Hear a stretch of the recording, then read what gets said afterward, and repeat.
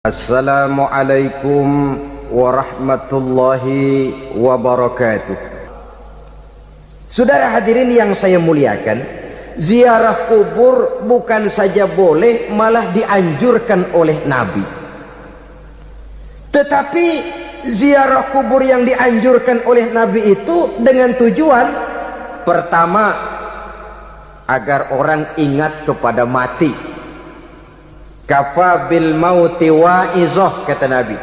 Cukup dengan mengingat mati menjadi pelajaran bagi kamu semua. Maka etikanya diajarkan, kalau saudara ziarah kubur sampai di depan pintu kubur itu kan, Assalamualaikum ya ahlal kubur wa inna insyaallahu bikum lahikun. Kami satu saat insyaallah pasti akan menyusul kamu. Kalau kamu sekarang berbaring di sini, satu saat kami akan berbaring di sini. Ziarah kubur mengingatkan orang kepada mati. Orang yang ingat kepada mati, gaya hidupnya lain dengan orang yang tidak ingat mati. Nah, orang kalau nggak ingat mati, gaya hidupnya nggak terkontrol.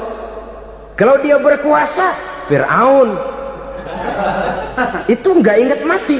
Kalau dia kaya, Korun. Sudah gambarannya nggak merupakan gambaran-gambaran yang baik. Orang yang ingat mati, dia berkuasa, dia berlaku adil. Satu saat saya akan mati dan ini akan dimintakan pertanggungan jawab. Orang kaya ingat mati, dia akan jadi pemurah. Kenapa? Kalau saya diberikan ilmu, pertanyaan akhirat cuma satu, ilmumu kau amalkan untuk apa? Kalau saya diberikan umur panjang, pertanyaan akhirat cuma satu, umurmu kau habiskan di mana? Tapi jikalau saya diberikan harta, pertanyaan akhirat ada dua, hartamu kau dapat dari mana, kau belanjakan kemana? Depannya ditanya, belakangnya ditanya. Dapat dari mana, dibelanjain kemana? Coba dua-duanya berkaitan dengan kegiatan. Kadang-kadang dapatnya dari jalan yang baik, tapi keluarnya ke tempat yang tidak baik, itu pun tidak betul. Atau dapatnya dari yang tidak baik, tapi dibelanjakan untuk yang baik, itu pun tidak bisa diterima. Oleh karenanya, dengan mengingat mati, gaya hidup seseorang jadi terkontrol karenanya. Yang kedua, dianjurkan kita untuk berziarah kubur itu mendoakan orang-orang yang sudah meninggal. Mal mayyitu fi qabrihi illa kal gharikil mutaghawis, kata Nabi. Orang yang sudah meninggal itu di alam barzakhnya adalah seperti orang yang tenggelam di lautan, menunggu doa dari keluarganya yang masih hidup. Apakah itu anaknya, kemenakannya, cucunya, dan lain sebagainya. Adapun yang kalau kita ziarahi itu kuburnya orang-orang yang kita tahu merupakan orang soleh, orang yang berjiwa bersih, yang kita kenal ketakwaannya kepada Allah Subhanahu wa ta'ala, tidak ada salahnya kita bertabarruk, asal jangan dengan satu keyakinan bahwa dia secara mandiri bisa mendoakan kita. Dia hanya bisa melakukan itu hanya dengan izin Allah. Nah, umumnya orang kalau sudah ziarah ke kubur-kubur keramat itu, Allahnya kelupaan. Itu yang dikhawatirkan merusak dan mengganggu akidah. Sehingga di awal-awal perkembangan Islam, Nabi pernah melarang orang ziarah kubur itu. Ini bisa kita simak dari hadis, kuntu nahaitukum an ziyaratil qabri fazuruha. Dahulu aku pernah melarang kamu untuk ziarah kubur, adapun sekarang kalau mau ziarah, ziarahlah kamu. Kata-kata dulu aku pernah melarang kamu itu menggambarkan bahwa pada permulaan perkembangan Islam, nilai keimanan para sahabat masih rapuh, masih lemah, masih memerlukan pembinaan. Sehingga kalau mereka sering ke kubur, dikhawatirkan mereka minta kepada kubur. Nah, tetapi tatkala nilai keimanannya sudah mapan, sudah kuat, kata Rasul, fazuruha. Adapun sekarang kalau mau pergi berziarah, ziarahlah kamu. Saudara hadirin yang saya muliakan, jadi jangan melupakan Allah. Saya bisa saja berkata, kalau saya misalnya pakai cincin, lalu saya bilang, saya sejak pakai cincin ini, jangan anak gadis, nenek-nenek ngelihat saya lemes. Atau sejak pakai cincin ini, dagangan laris bener. Cincin itu yang menggelincirkan akidah. Untuk tidak tergelincir, orang harus tidak melupakan Allah. Dia bisa berkata, alhamdulillah, Allah memberikan keistimewaan kepada batu cincin saya. Batu cincinnya tidak apa-apa, Allah yang memberikan keistimewaan. Ini dalam bentuk yang langsung. Dalam bentuk yang tidak langsung kita bisa lihat, misalnya kalau petani ditanya, oh ini bisa panen besar ini rahasianya apa Pak? Oh, pupuk urea. Pupuk urea. Nah, Allah nomor 16. Seorang petani yang baik keimanannya, dia akan berkata, kami bisa panen besar karena izin Allah. Lah, kalau pupuknya mah pakai pupuk urea, izin Allahnya dulu, baru kemudian pupuknya nyusul. Jadi sebenarnya bukan cuma pergi ke dukun yang bisa merusak keimanan, pergi ke dokter juga bisa loh merusak keimanan. Kalau berkeyakinan bahwa dokter itulah yang memberikan sembuh, kenapa akidah saudara tidak tergelincir karenanya? Dokter hanya memberikan obat dan resep, sembuh itu datangnya dari Allah. Ini yang diungkapkan lewat lisan Nabi Ibrahim alaihissalam, wa idza maridtu fahuwa yashfini. Apabila aku sakit, dialah Allah yang memberikan sembuh. Memberikan sembuh. Jangan juga menyalahartikan ayat ini. Ada ayat begini sakit terus nekat. Udah nggak usah berobat dah, memang penyakit dari Tuhan, ntar waktunya baik ya baik ya. Udah ampek terus dah. Orang yang berobat saja belum tentu sembuh, apalagi yang tidak berobat. Sama juga orang nggak sembahyang kita ajakin ngotot, lo juga yang sembahyang belum tentu masuk surga katanya. Lah yang sembahyang belum tentu masuk surga, bagaimana cengoran lo yang nggak sembahyang?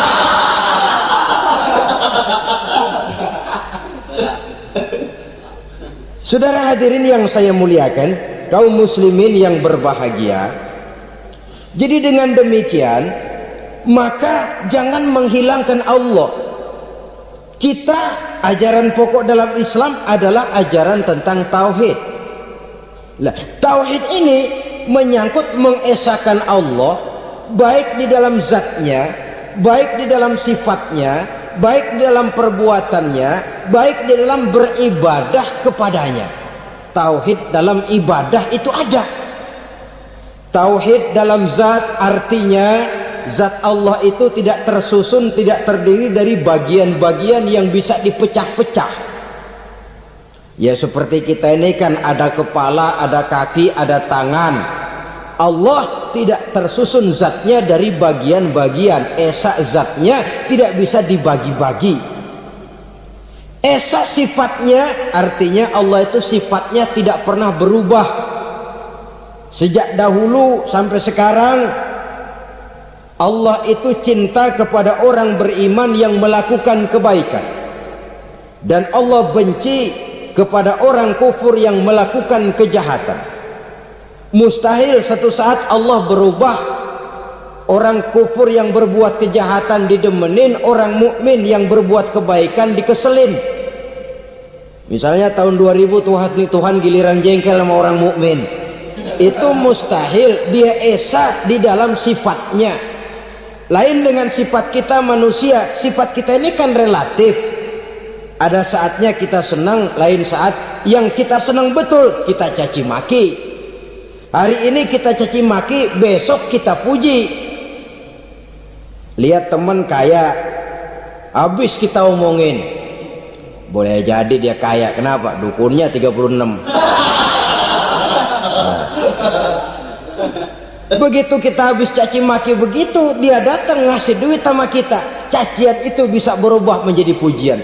Lu ya emang bukan main dah. Sifat kita itu relatif, bisa terpengaruh oleh situasi dan kondisi. Saudara hadirin yang saya hormati, kaum muslimin yang berbahagia, Allah juga esa di dalam perbuatannya. Artinya di dalam menciptakan apapun yang akan diciptakan oleh Allah, di dalam melakukan apapun yang akan dilakukan oleh Allah, tidak terikat kepada faktor lain, tidak memerlukan bantuan lain. Dia adalah mutlak. Nah, kemudian kita mengesahkan Allah dalam zatnya, mengesahkan Allah dalam sifatnya, mengesahkan Allah dalam perbuatannya. Belum tentu berarti kita mengesahkan Allah dalam ibadahnya. Sebab banyak orang yang yakin betul Allah itu esa, teguh dengan pendiriannya. Tuhan lu siapa? Allah. Allah bagaimana? Esa. Bagaimana kalau dua? Kagak. Tiga? Enggak. Mantap. Soal tahlil paten. Tapi dalam ibadah kadang-kadang dia tidak mentauhidkan Allah. Ini makna wa ma umiru illa liya'budullaha mukhlisin. Kami tidak memerintahkan kepadamu kecuali untuk beribadah kepadaku, kata Allah, dengan ikhlas. Beribadah kepada Allah dengan ikhlas itu artinya apa? Beribadah hanya untuk Allah saja.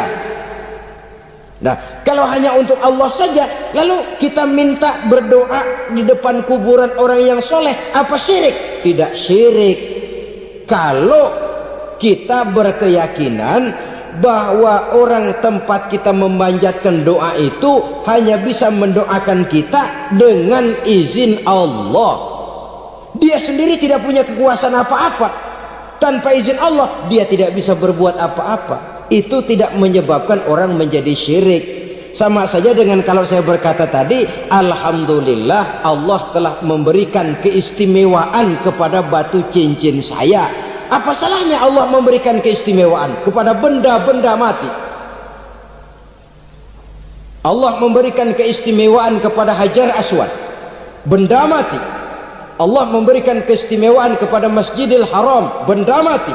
Allah memberikan keistimewaan kepada Ka'bah, benda mati.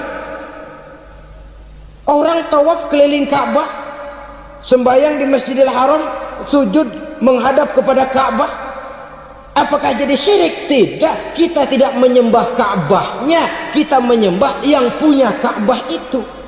Nah, di sini kita lihat bahwa fungsi Ka'bah hanya merupakan wasilah. Tapi kalau Allahnya kita hilangkan, jadilah kita penyembah batu. Hanya saja batu itu berbentuk 4 bernama Ka'bah. Sa'i, orang yang melaksanakan haji, lari-lari antara Safa dan Marwah, amalan apa itu? Seakan-akan kita menghormati bukit-bukit, gunung-gunung. Tapi bukan itu yang kita tuju dalam pelaksanaan sa'i itu. Yang kita tuju adalah ini perintah Allah. Allahnya yang diutamakan. Maka hal semacam ini tidak menyebabkan orang menjadi syirik dan tergelincir dari tauhid. Tapi kalau ziarah kubur dengan niat cari buntutan, cari nomor yang cocok, ini niatnya saja sudah salah. Nah, kalau berangkat dengan niat yang salah, sampai di sana saya yakin, seyakin-yakinnya amalannya pasti salah. Lah, kubur yang diziarahin bukan kubur orang soleh. Ya mana ada orang soleh ngasih kode buntut. Ada juga orang salah, bukan orang soleh itu. Kadang-kadang dia nggak tahu kuburan siapa, nongkrong aja di situ. Saudara-saudara kaum muslimin rahimakumullah, manusia selalu berusaha untuk mencapai apa yang menjadi cita-citanya di dalam kehidupan ini. Segala daya dan dana, seluruh waktu dan tenaga, segenap kemampuan dan kekuatan dikerahkan untuk mencapai apa yang dicita-citakan. Ada orang yang di dalam berusaha mencapai cita-citanya tetap berpegang teguh kepada kaedah dan norma-norma yang harus dipatuhinya, baik itu norma-norma kehidupan bermasyarakat, berbangsa dan bernegara, lebih-lebih lagi itu menyangkut norma-norma kehidupan beragama. Artinya, di dalam mencapai cita-citanya, dia tetap menghormati dan mentaati halal haram, mengenal hak dan batil, tahu mana yang boleh dan mana yang tidak boleh. Tetapi di lain pihak, tidak jarang, bahkan banyak sekali orang-orang yang di dalam usaha mencapai cita-citanya terjebak dalam prinsip menghalalkan segala macam cara untuk mencapai satu tujuan. Tidak ada lagi kaedah dan norma-norma yang harus ditaatinya. Ia tidak peduli dengan halal dan haram. Ia tidak kenal hak dan batil. Ia tidak tahu mana yang boleh dan mana yang tidak boleh. Segala cara dilaksanakan asal tujuan tercapai. Maka lahirlah orang-orang yang mengambil jalan pintas dan potong kompas dalam usaha mencapai apa yang menjadi cita-cita dan tujuan dalam kehidupannya. Begitulah kita lihat dalam kehidupan ini. Yang di bawah ingin cepat naik ke atas, sementara yang di atas bertahan tidak mau turun dari tahta dan singgasananya. Maka terjadilah benturan-benturan nilai dan kepentingan.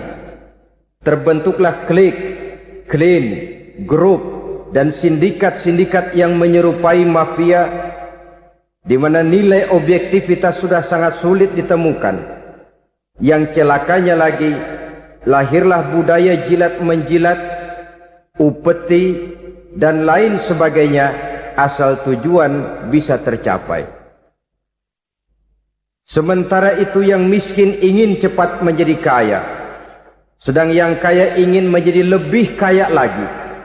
Kalau boleh tidak hanya sekedar dia saja yang kaya, anaknya harus kaya, cucunya tidak boleh miskin dan kere, bahkan cucu daripada cucunya pun harus jadi orang-orang kaya. Ini keinginan yang wajar. Setiap orang tua tentu tidak ingin meninggalkan anak cucunya dalam keadaan miskin dan terlunta-lunta. Yang tidak wajar kalau keinginan itu membuat orang lalu menghalalkan segala macam cara, menyalahgunakan fasilitas yang dimilikinya, apalagi kalau dia berada dalam satu posisi di mana seharusnya dia memberikan contoh dan keteladanan. Maka akibatnya timbullah krisis wibawa, yang dari krisis wibawa ini mengendorlah disiplin. Sesungguhnya orang lalai, orang tidak mau berdisiplin karena di mukanya, di matanya, dalam pandangannya tidak ada lagi orang yang dianggapnya berwibawa. Dan wibawa itu hilang oleh karena orang merasa tidak ada keteladanan yang patut dijadikan contoh dalam kehidupannya. Inilah sesuatu yang kurang dirasakan di zaman kita sekarang ini. Bukan kurangnya teori, bukan kurangnya segala macam kaedah dan dalil, tetapi yang kita rasakan sekarang ini kurangnya contoh dan keteladanan dari orang-orang yang seharusnya memberikan contoh dan keteladanan itu. Berangkat dari sejarah dan kehidupan Rasulullah sallallahu alaihi wasallam, keberhasilan yang beliau peroleh, salah satu dasar utamanya ialah satunya kata dan perbuatan. Tidak bermental ganda, tidak bermain minyak di atas air, tidak menggunting dalam lipatan. Lidahnya adalah hatinya, ucapannya adalah perbuatannya, dan apa yang beliau ajarkan kepada orang lain, beliaulah pelaksana pertamanya. Saudara-saudara kaum muslimin rahimakumullah. Sementara itu pada sisi lain, yang miskin ingin cepat menjadi kaya, maka ia terjebak dalam prinsip tujuan menghalalkan cara apapun saja dilaksanakan asal dia bisa segera menjadi kaya. Maka salah satu jalan yang banyak dilaksanakan orang untuk mencapai kekayaan tanpa harus peras keringat dan banting tulang seperti umumnya orang adalah melalui satu jenis permainan yang umumnya kita kenal dengan nama judi. Ada dua bentuk dan pola daripada judi. Walaupun seiring dengan kemajuan ilmu pengetahuan dan teknologi canggih, peradaban manusia semakin tinggi, maka jenis macam judi yang dimainkan oleh manusia ikut-ikut menjadi canggih. Tetapi pada umumnya ada dua jenis macam judi itu. Pertama, ada judi yang dilakukan secara langsung, dalam arti seorang petaruh berhadapan dengan bandar atau orang berhadapan dengan orang. Dari judi yang dilaksanakan secara langsung ini, efek negatif yang segera bisa kita lihat dengan nyata. Pertama, timbulnya rasa dendam dan permusuhan. Walaupun orang nampak duduk berhadap-hadapan, walaupun kelihatannya mereka tertawa satu sama lain, tapi yakinlah itu cuma sekedar kulit saja. Pikiran yang ada dalam benak tiap-tiap orang yang terlibat dalam perjudian tidak lain ialah bagaimana saya bisa mengalahkan lawan main saya. Akibatnya tentu bisa kita pastikan akan timbullah dendam dan permusuhan bagi yang kalah, akan timbullah rasa sombong dan menganggap remeh orang lain bagi yang menang. Yang kedua, lalainya orang kepada apa yang menjadi tanggung jawab dan kewajibannya. Orang bisa lupa kepada anak dan istri. Kalau kepada anak dan istri saja sudah bisa lupa, apalagi kepada yang lain, sebab anak dan istri memang merupakan bagian daripada kehidupan kita. Konon lagi saudara, konon lagi keluarga yang lain, anak istri saja bisa terlupakan oleh penyakit dan permainan yang bernama judi ini. Yang ketiga, hilangnya rasa sayang kepada harta. Harta yang didapatnya dengan peras keringat dan banting tulang. Mungkin pergi pagi dan pulang sore. Setibanya dia di meja judi, apalagi uang tadi sudah bertukar dengan dalam bentuk koin, maka rasa sayang kepada harta itu tidak akan pernah ada lagi. Tetapi saudara-saudara, bagaimanapun juga, judi dalam artian langsung semacam ini hanya melibatkan orang-orang tertentu. Artinya selektif. Ada judi yang lebih berbahaya daripada jenis ini, perjudian massal. Taruhlah roulette dan kasino itu judi. Tetapi judi jenis roulette dan kasino ini bahayanya hanya untuk orang-orang tertentu yang memang sudah mapan, kelompok elit. Masa iya bocah angon di kampung main roulette? Apa ia yang tinggal di pinggir kali kenal kasino? Ya entahlah kalau kasino Prambos ya. Dari judi massal semacam ini lahirlah penyakit yang dinamakan tulul amal. Tulul amal, orang yang terlalu panjang angan-angan. Bukan tidak boleh orang bercita-cita, sebab cita-cita itu perlu. Katanya manusia tidak makan masih bisa hidup 1 bulan lebih. Manusia tidak minum masih bisa hidup 3 hari lebih. Tapi manusia tidak punya cita-cita 1 jam pun dia tidak akan bisa hidup. Karena faktor yang membuat kita bergairah menghadapi kehidupan, faktor yang mendorong kita untuk tetap berusaha dan tegar menghadapi resiko, karena adanya cita-cita di dalam kehidupan kita. Tetapi cita-cita tanpa direalisir dengan usaha, cita-cita yang tidak berangkat dari kemampuan yang ada, pada akhirnya hanya akan merupakan cita-cita yang mengawang, tidak akan terwujud dalam kenyataan, dan akan membentuk manusia menjadi orang yang tulul amal, panjang angan-angan, terlalu muluk keinginan, tidak berangkat dari kemampuan dan kesanggupan yang ada pada dirinya sendiri. Maka penyakit inilah yang telah menghasilkan dan melahirkan penghayal-penghayal kelas berat, tukang-tukang ngelamun kelas tinggi yang hidup di angkasa luar. Dan sejarah belum pernah mencatat ada orang menjadi kaya karena judi, itu belum pernah.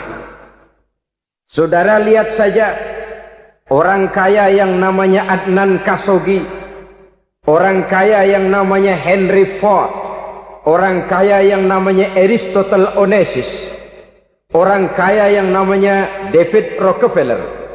Itu seluruhnya menjadi kaya bukan karena mereka terlibat dalam perjudian, tapi karena kerja keras, peras keringat, banting tulang.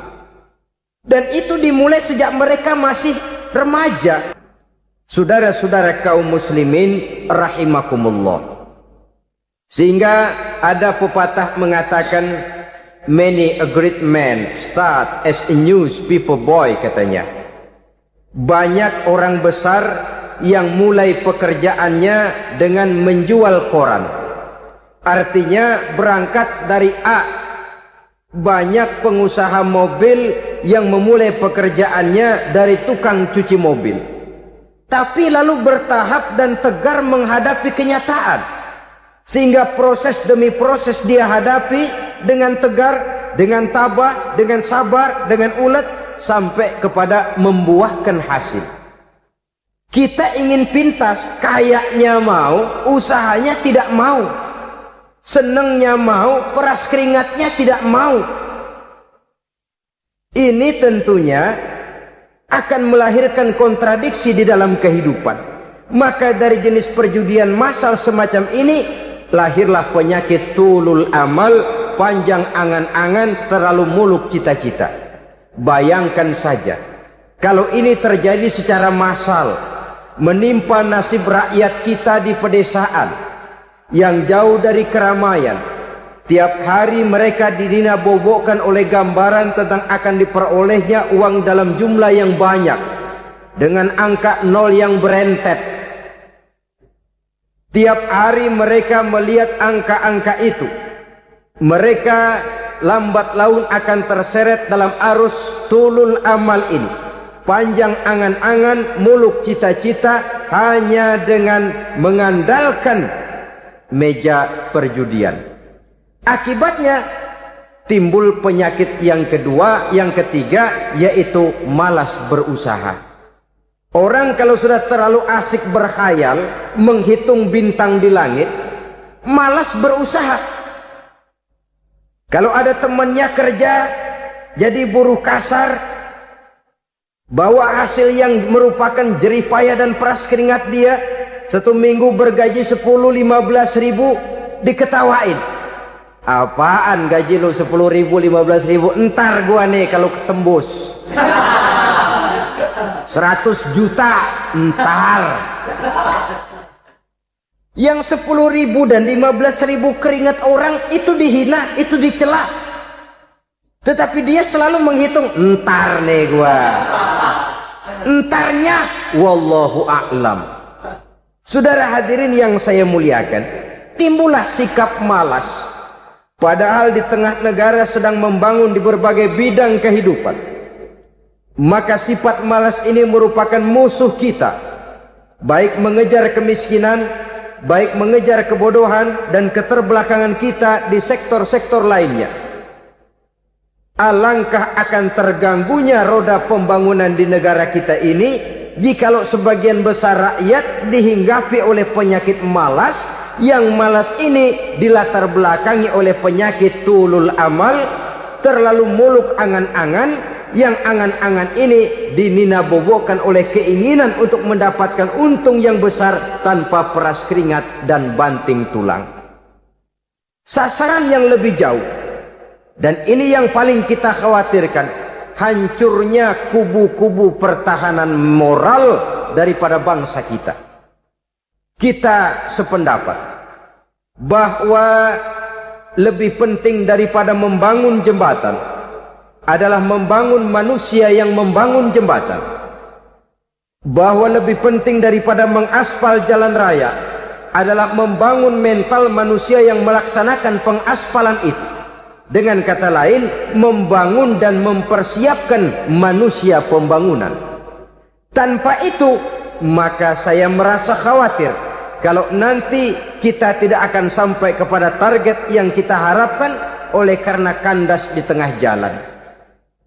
Saudara-saudara kaum muslimin rahimakumullah, Islam sebagai agama yang mengajarkan manusia untuk berusaha dan mengeluarkan segala kemampuan untuk melaksanakan segala usahanya itu, sangat membenci sifat malas, sangat membenci sifat tulul amal atau panjang angan-angan.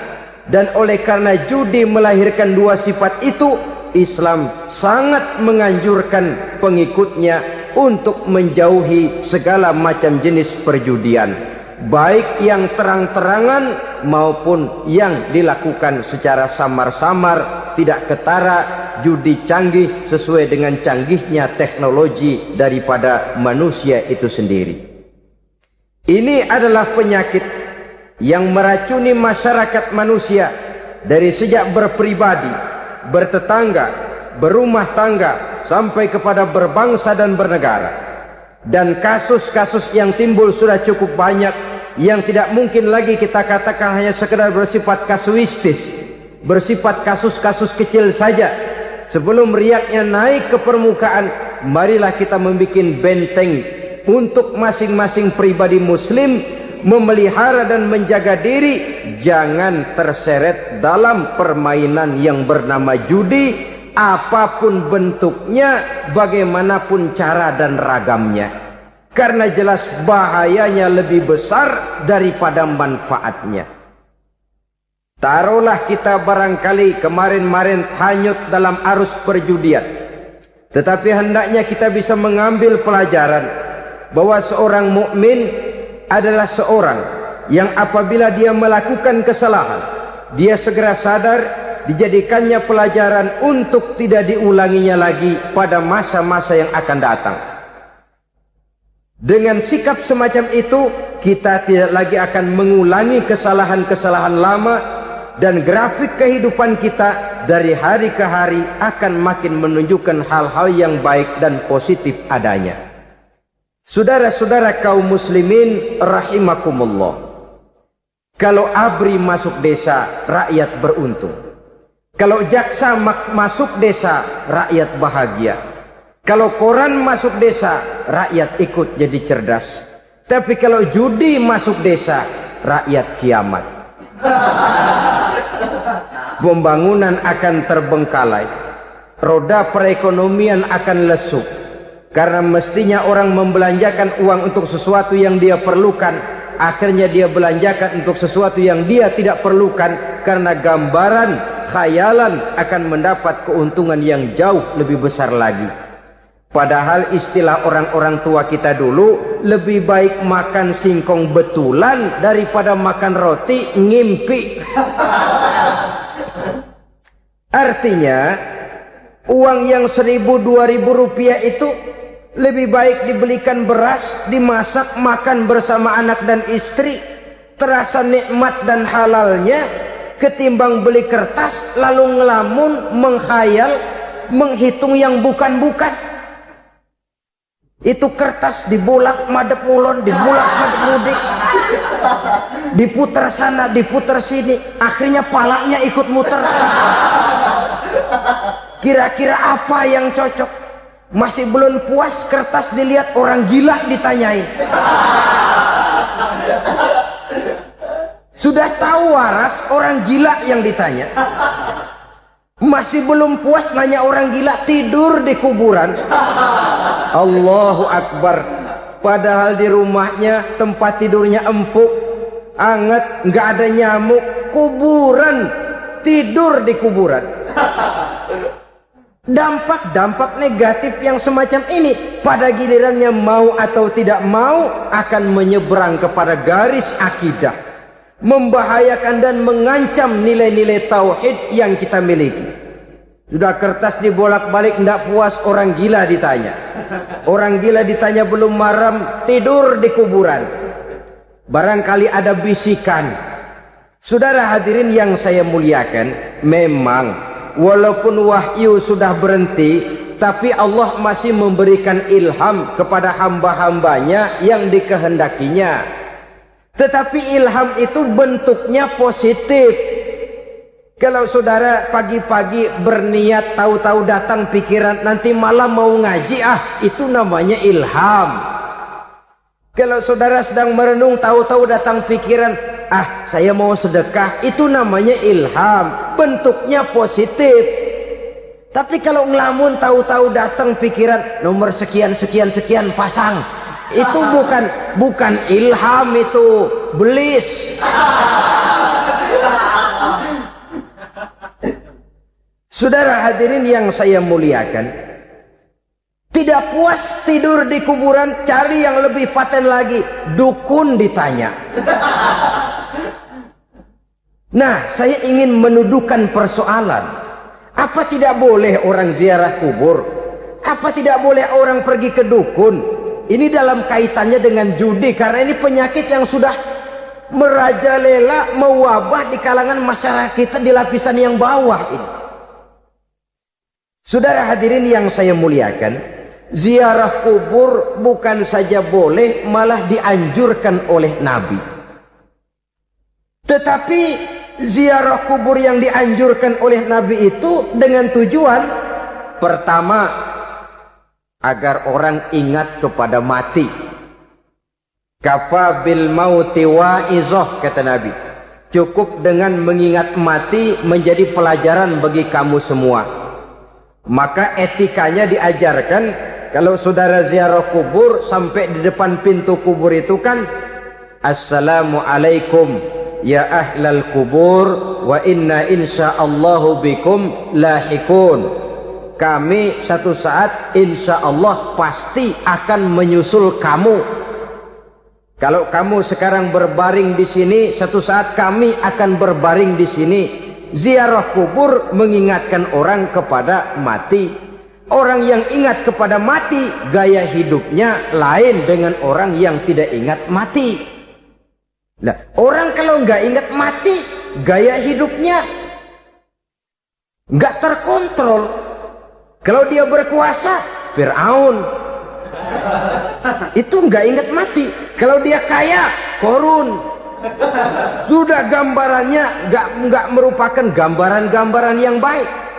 Orang yang ingat mati, dia berkuasa, dia berlaku adil. Satu saat saya akan mati dan ini akan dimintakan pertanggungan jawab. Orang kaya ingat mati, dia akan jadi pemurah. Kenapa? Kalau saya diberikan ilmu, pertanyaan akhirat cuma satu, ilmumu kau amalkan untuk apa? Kalau saya diberikan umur panjang, pertanyaan akhirat cuma satu, umurmu kau habiskan di mana? Tapi jikalau saya diberikan harta, pertanyaan akhirat ada dua, hartamu kau dapat dari mana, kau belanjakan kemana? Depannya ditanya, belakangnya ditanya, dapat dari mana, dibelanjain kemana? Sebab dua-duanya berkaitan dengan kegiatan. Kadang-kadang dapatnya dari jalan yang baik, tapi keluarnya ke tempat yang tidak baik, itu pun tidak betul. Atau dapatnya dari yang tidak baik tapi dibelanjakan untuk yang baik, itu pun tidak bisa diterima. Oleh karenanya, dengan mengingat mati, gaya hidup seseorang jadi terkontrol karenanya. Yang kedua, dianjurkan kita untuk berziarah kubur itu mendoakan orang-orang yang sudah meninggal. Mal mayyitu fi qabrihi illa kal gharikil mutaghawis, kata Nabi.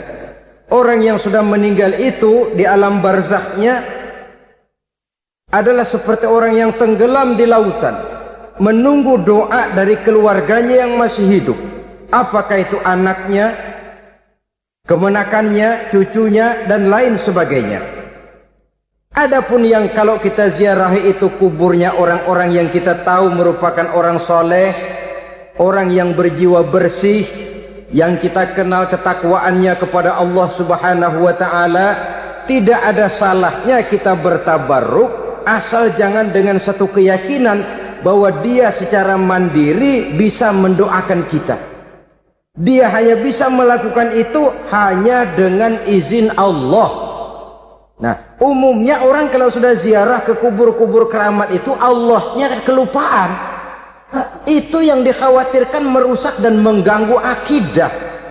Sehingga di awal-awal perkembangan Islam, Nabi pernah melarang orang ziarah kubur itu. Ini bisa kita simak dari hadis, kuntu nahaitukum an ziyaratil qabri fazuruha. dahulu aku pernah melarang kamu untuk ziarah kubur, adapun sekarang kalau mau ziarah, ziarahlah kamu. Kata-kata dulu aku pernah melarang kamu itu menggambarkan bahwa pada permulaan perkembangan Islam, nilai keimanan para sahabat masih rapuh, masih lemah, masih memerlukan pembinaan. Sehingga kalau mereka sering ke kubur, dikhawatirkan mereka minta kepada kubur. Nah, tetapi tatkala nilai keimanannya sudah mapan, sudah kuat, kata Rasul, fazuruha. Adapun sekarang kalau mau pergi berziarah, ziarahlah kamu. Saudara hadirin yang saya muliakan, jadi jangan melupakan Allah. Saya bisa saja berkata, kalau saya misalnya pakai cincin, lalu saya bilang, saya sejak pakai cincin ini, jangan anak gadis, nenek-nenek ngelihat saya lemes.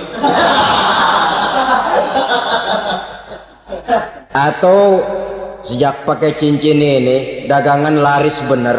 Cincin itu yang menggelincirkan akidah. Untuk tidak tergelincir, orang harus tidak melupakan Allah. Dia bisa berkata, alhamdulillah, Allah memberikan keistimewaan kepada batu cincin saya.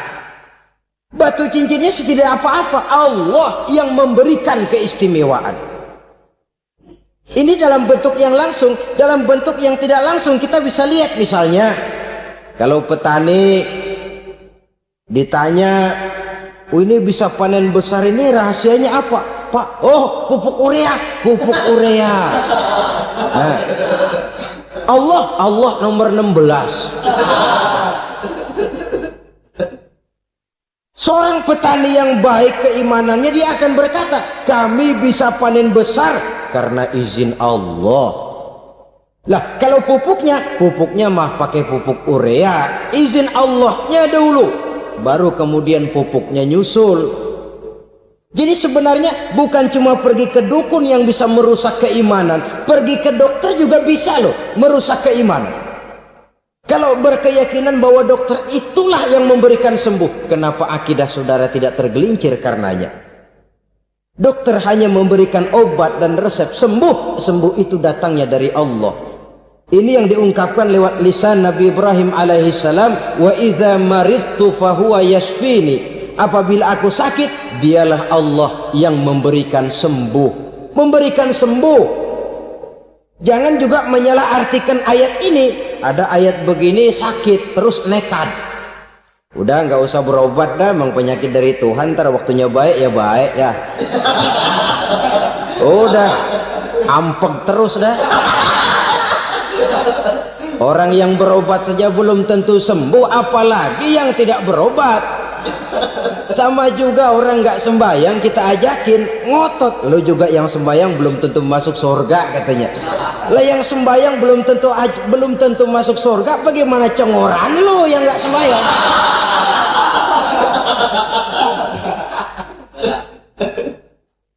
Saudara hadirin yang saya muliakan, kaum muslimin yang berbahagia. Jadi dengan demikian, maka jangan menghilangkan Allah. Kita, ajaran pokok dalam Islam adalah ajaran tentang tauhid. Nah, tauhid ini menyangkut mengesahkan Allah, baik di dalam zatnya, baik di dalam sifatnya, baik di dalam perbuatannya, baik di dalam beribadah kepadanya. Tauhid dalam ibadah itu ada. Tauhid dalam zat artinya zat Allah itu tidak tersusun, tidak terdiri dari bagian-bagian yang bisa dipecah-pecah. Ya seperti kita ini kan ada kepala, ada kaki, ada tangan. Allah tidak tersusun zatnya dari bagian-bagian. Esa zatnya tidak bisa dibagi-bagi. Esa sifatnya artinya Allah itu sifatnya tidak pernah berubah. Sejak dahulu sampai sekarang, Allah itu cinta kepada orang beriman yang melakukan kebaikan, dan Allah benci kepada orang kufur yang melakukan kejahatan. Mustahil satu saat Allah berubah. Orang kufur yang berbuat kejahatan didemenin, orang mukmin yang berbuat kebaikan dikeselin. Misalnya tahun 2000 Tuhan giliran jengkel sama orang mukmin. Itu mustahil, dia esa di dalam sifatnya. Lain dengan sifat kita manusia, sifat kita ini kan relatif.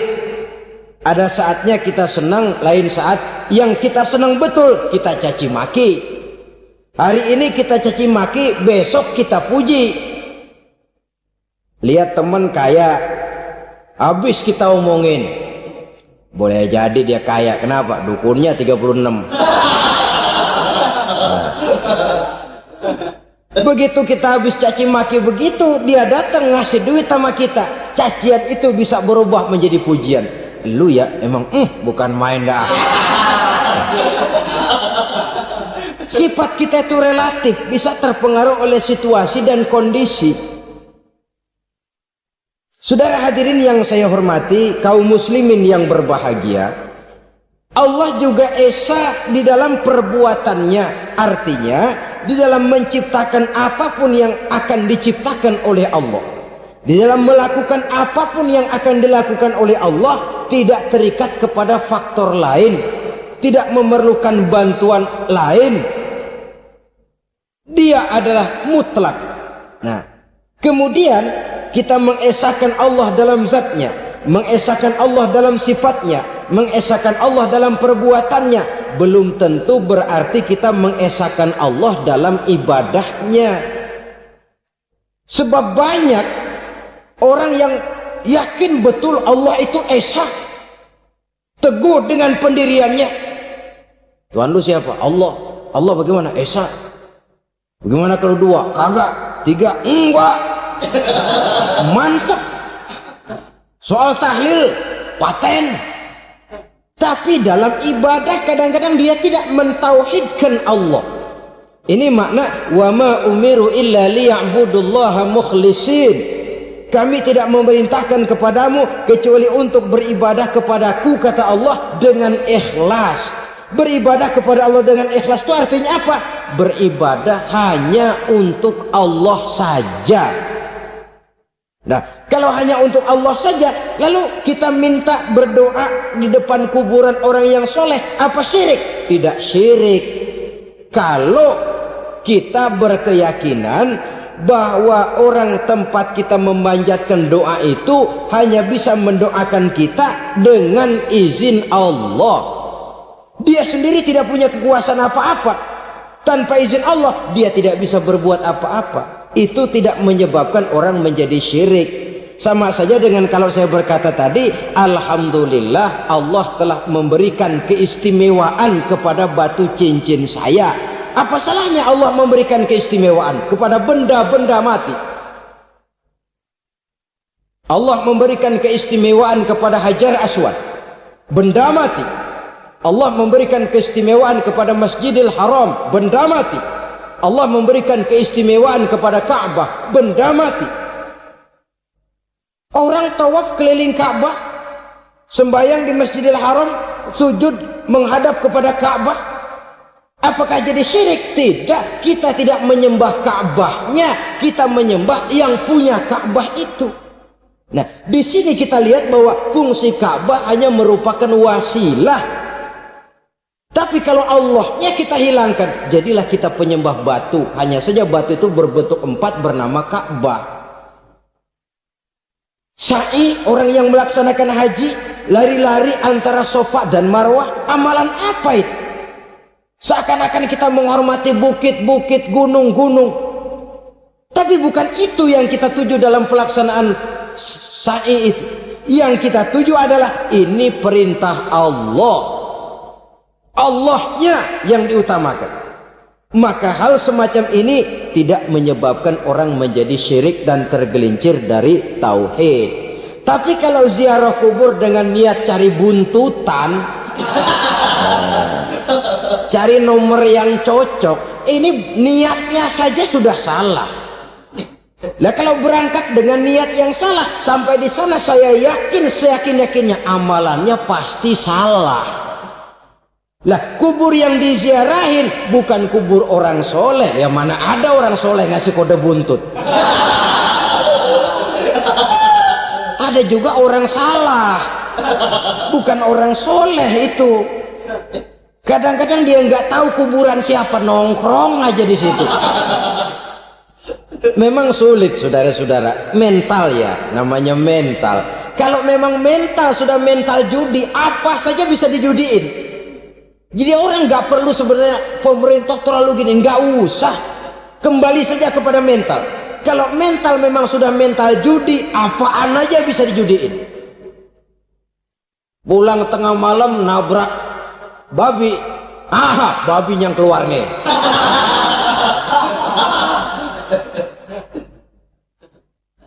Mobil lewat nomornya bisa dijudiin, bajai lewat bajai bisa dijudiin. Mental. Kalau memang mental sudah mental judi, apapun saja bisa dijudikan. Saudara hadirin yang saya muliakan, lalu bagaimana dengan dukun? Ya, saudara hadirin, pergi ke dukun hakikatnya sama dengan pergi ke dokter. Orang berusaha melaksanakan yang namanya syariat, hakikatnya kembalikan kepada Allah. Syariatnya kita laksanakan. Tetapi, nah ini tetapi, yang pertama saudara harus tahu betul dukunnya itu bayang apa enggak, agamanya kuat apa enggak. Sebab ya tentu tidak ada dukun yang jelek, karena pada umumnya penyakit dukun itu kan nyohor, iklan lewat koleha-kolehanya. Kita bisul kecil datang, kata dukun, ini si kecil kemarin bisul kayak kelapa 5 menit baik. 5 menit padahal kemarin kagak ada yang datang. Diolah sedemikian rupa supaya orang mantap. Jadi jangan asal sembarangan. Kadang-kadang lihat potongan dukunnya aja kita ngeri. Mukanya sudah kremot, nggak pernah tersentuh air wudhu. Jangankan air wudhu, mandi aja jarang. Yang kayak begini yang dipegang mati-matian, yang dipercayai habis-habisan, akan kita kemanakan tauhid kita ini? Apalagi kalau perginya sudah dengan niat mencari nomor yang jitu.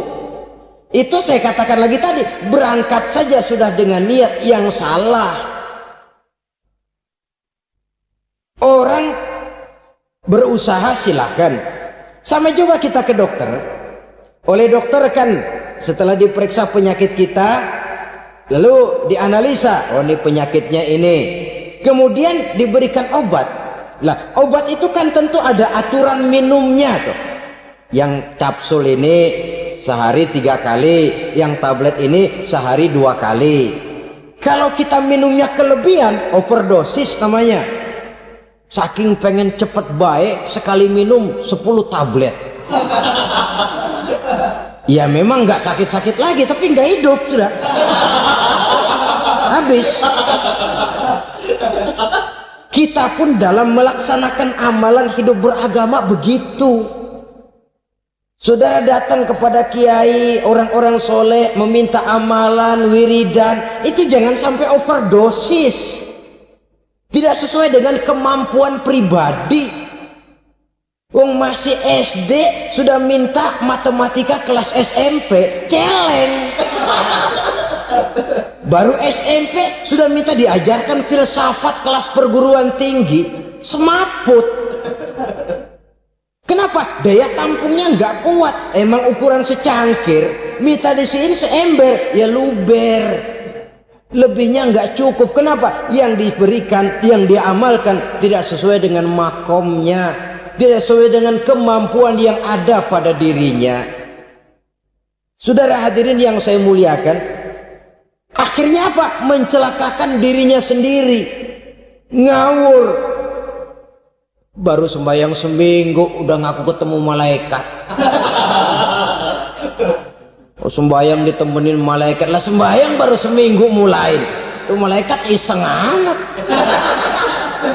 Ya walaupun kalau Allah izinkan tidak mustahil, tapi kan tidak logik. Orang yang melaksanakan ibadah puluhan tahun memerlukan riyadhah dan latihan, khusyuk dan tawadhu, penuh tazallul, merendahkan diri di hadapan Allah, belum tentu mendapat karunia yang semacam itu. Saudara hadirin yang saya muliakan, jadi dengan kata lain, yang pertama, lihatlah dulu kualitas dukun yang akan saudara datangi itu. Ini kualitas black apa kualitas white, aspal apa cat putih, sehingga jangan sampai kita salah pilih. Sebab biasanya orang kalau sudah hanyut di kali, rumput pun dia pegangin. Dia tahu kalau rumput tidak akan bisa menahan bobot badannya, tapi karena posisinya posisi terjepit, rumput pun dia pegang.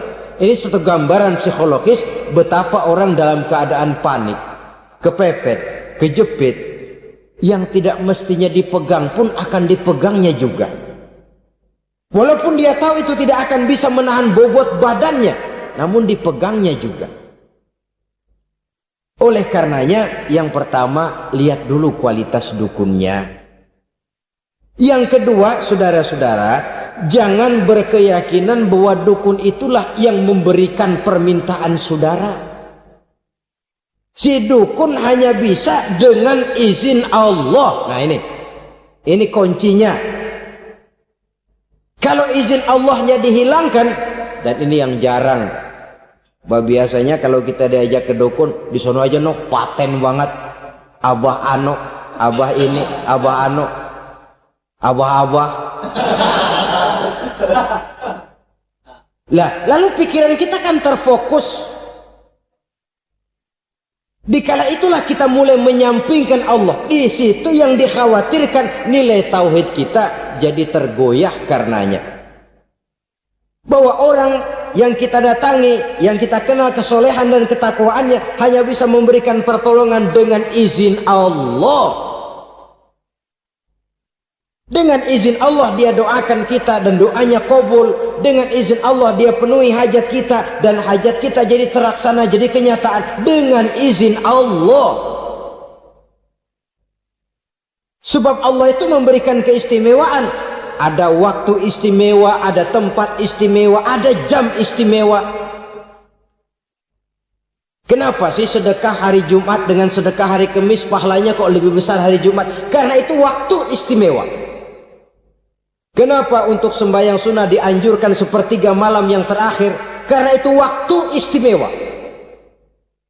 Kenapa doa di Multazam, di dekat Hajar Aswad, di Hijr Ismail, di Raudhah dikabulkan Allah? Karena itu tempat istimewa.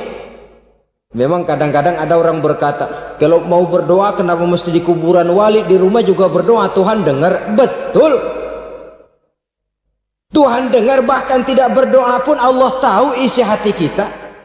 Tapi soal dikabulkan atau tidak, itu hak Allah. Dan Allah memberikan fasilitas kepada tempat-tempat tertentu dan istimewa. Dan itu diajarkan oleh Nabi. Di Raudhah perbanyak doa. Kenapa? Itu tempat yang mustajabah. Artinya Allah memberikan keistimewaan kepada tempat-tempat tertentu. Dalam konteksnya dengan ini, makom para aulia, para wali, para ulama soleh, tidak ada salahnya kita berdoa di sana, bertawassul. Bukan meminta kepada si kiai, bukan meminta kepada si ulama, bukan meminta kepada si wali, meminta kepada Allah melalui tempat yang orangnya kita yakin dekat dengan Allah. Walaupun Allah tidak memerlukan perantara, itu jelas. Allah tidak memerlukan calo, memang. Tapi Allah menyediakan waktu dan tempat-tempat istimewa, itu harus kita manfaatkan untuk mendekatkan diri dan berdoa kepadanya. Saudara-saudara kaum muslimin rahimakumullah, saya kembali dalam konteksnya dengan dukun yang akhir-akhir ini jadi populer karena merajalelanya judi sampai kepada desa-desa, pedesaan-pedesaan terpencil, yang akibatnya menjauhkan orang dari nilai tauhid, Padahal benar kalau orang berkata kadzabal munajjimun walau sodaku. Tukang-tukang ramal itu bohong walaupun benar. Kalaupun betul, kebetulan. Itu maksudnya bohong walaupun betul. Betulnya betul kebetulan. Maka para remaja itu biasanya gemar kepada membaca bintang Anda minggu ini. Kan begitu toh? Nah, apa Aries, apa Virgo, apa Leo dan sebagainya, dan itu memang menarik untuk dibaca. Rezeki sebelah kulon, asmara anget. Saudara hadirin, hal yang semacam ini boleh saja untuk dibaca, tapi tidak untuk diyakini kebenarannya. Boleh saja untuk dibaca, tapi tidak untuk diyakini kebenarannya. Karena meyakini kebenarannya sama saja dengan mendahului Allah. Dan itu bisa menggelincirkan nilai-nilai tauhid kita. Tauhid dalam ibadah saya katakan tadi, menyembah hanya kepada Allah, bermohon hanya kepada Allah dengan menggunakan fasilitas-fasilitas yang disediakan oleh Allah, baik berupa waktu maupun tempat-tempat tertentu. Dan orang-orang ya, kalau waktu dan tempat saja ada yang diberikan keistimewaan oleh Allah, padahal tempat itu benda mati, apalagi manusia yang merupakan makhluk hidup. Saudara hadirin yang saya muliakan, saudara-saudara kaum muslimin yang berbahagia, sehingga dengan demikian kita tetap menjaga nilai-nilai akidah. Dan dengan ini syariat kita laksanakan tanpa membuang hakikat. Sebab hakikat tanpa syariat itu kosong. Syariat tanpa hakikat juga tidak ada tujuan. Yang penting hati bersih, nggak sembahyang nggak apa-apa. Mana bisa begitu, Mas? Kalau memang hati bersih nggak usah sembahyang nggak apa-apa. Nabi Muhammad dulu berhenti dong sembahyang. Sebab beliau orang yang hatinya paling bersih. Nah, orang yang hatinya paling bersih saja sembahyang yang nggak berhenti, masa kita lalu mau berhenti? Yang penting kan kita bisa dekat dengan Allah melalui perasaan, banyak-banyak ingat. Apa itu sembahyang? Macam-macam. Itu hakikat saja tanpa syariat, ia tidak bisa. Syariat saja tanpa hakikat juga gerak lahir yang tanpa roh namanya. Kita melakukan sholat tapi kita tidak tahu untuk apa kita sholat dan kenapa kita sholat dan siapa yang kita sembah di dalam kita sholat. Sehingga dengan demikian keduanya tidak bisa terpisahkan satu sama lain, seperti halnya kulit dan isi. Barangkali pernah saya ingatkan, kulit penting, isi pun juga penting. Hakikat penting, syariat juga penting. Dan kita jangan salah mengartikan, terjebak dalam ucapan-ucapan yang masih memerlukan penafsiran, sehingga lalu kita cenderung mendiskreditkan dan menjelekkan para wali. Misalnya ada ucapannya Syekh Abdul Qadir Jailani yang berkata begini: barang siapa yang masuk ke rumahku lalu ia memakan makananku, maka ia akan masuk surga. Ini kalau ucapan ini dipahami secara apa adanya, ya jelas orang bisa tergelincir. Tapi kalau ditafsirkan secara betul, siapa yang masuk ke dalam rumahku? Di mana rumah Syekh Abdul Qadir? Di mana umumnya rumah para wali? Di masjid. Jadi siapa yang masuk ke dalam rumahku? Masjid. Lah kalau sudah di dalam masjid, makanannya apa? Getuk. Tentu saja tidak. Kalau sudah di masjid itu ya makanannya ya wirid, zikir, tahajud, baca Quran, paling kurang iktikaf. Jadi siapa yang masuk ke masjid lalu dia sujud, wirid, zikir, ya jelas saja surga. Jangan membaca ucapan ini lantas rame-rame nyari bekas rumah Syekh Abdul Qadir. Rame-rame masuk ya rumah kecil. Saudara hadirin, kita terlalu terpaku kepada materi ucapan dan melupakan filsafat daripada ucapan itu sendiri. Dalam kondisi yang sedemikian, sangat boleh jadi orang lalu tergelincir karenanya. Oleh karena itulah saudara-saudara, saya kembali kepada satu prinsip, bahwa sebenarnya dengan tidak perlu menyalahkan pihak-pihak lain, mari kita kembali kepada sikap mental kita sebagai muslim. Kalau mental memang sudah mental penjudi, apapun bisa dijudikan. Tapi kalau mental itu tidak ada, walaupun di kiri kanan dan depan belakang banyak dibuka tempat-tempat perjudian, saya yakin kita akan mampu menahan dan menjaga diri. Sikap mental inilah yang memerlukan pembinaan dari kita semua. Sehingga dengan demikian kita akan menjadi pribadi-pribadi yang bisa bertahan dari segala gempuran-gempuran yang datang dari luar karena adanya prinsip ketahanan mental itu tadi. Sekali lagi saya ingatkan bahwa judi selamanya tidak akan pernah mendatangkan kebahagiaan. Judi tidak akan membuat orang menjadi kaya. Judi tidak akan membuat orang makin akrab berteman dan bersaudara. Yang jelas, judi melahirkan permusuhan dan dendam, membangkitkan rasa malas, memuluhkan angan-angan tanpa mau peras keringat dan banting tulang, melalaikan orang dari tanggung jawab dan kewajibannya, membuat ia lupa kepada anak, istri dan seluruh keluarganya, dan pada akhirnya dia akan terjebak dalam satu permainan yang makin menjauhkan dia dari proses kesadarannya sebagai manusia. Sebagai uraian penutup, marilah kita renungi firman Allah dalam Al-Baqarah ayat 208. A'udzubillahi minasyaitonir rajim.